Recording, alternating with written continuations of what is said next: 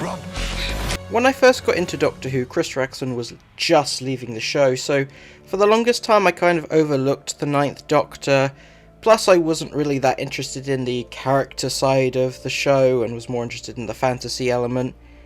Now that I've grown to appreciate that aspect of Doctor Who more, I can see just how great the Ninth Doctor is, and yep, the meme is real, you do not skip 9. One of the aspects I really appreciate is that Russell didn't go the route of complete reboot and ignoring classic Who, instead going for a more creative option, having the Doctor metaphorically lose himself during the hiatus between the two eras of the show, and having this new incarnation have to relearn to be the Doctor, so the audience learns who this character is alongside them, which is far more interesting.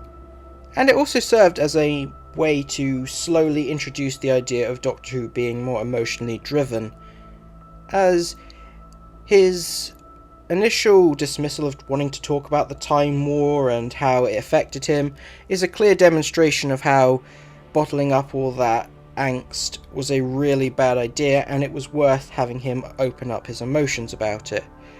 I think a lot of people remember Eccleston for his very dark moments, the oncoming storm, things like that, but he also brings a lovable, down-to-earth nature to the Ninth Doctor.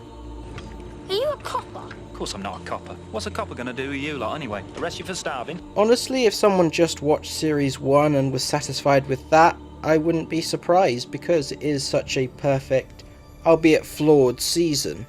It's kind of a minor miracle that this era turned out so good despite all the behind the scenes controversies, and as sad as it is that Eccleston only did one season, it's written in a way that he's basically given the perfect character arc and is probably the most consistently solid Doctor overall, as we get to see his entire journey played out in just 13 episodes.